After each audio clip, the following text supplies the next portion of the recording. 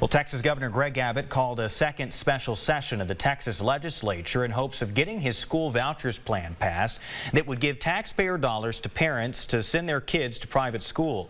At a Tyler ISD board workshop today, the Texas Schools Alliance organization spoke against the school voucher program, part of a legislative update and training for Tyler ISD board members as required by the state.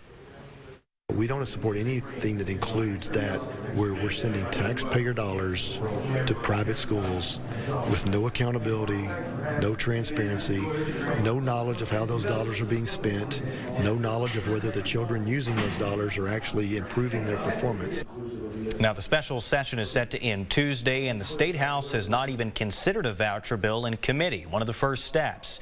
Despite that, the governor remains confident.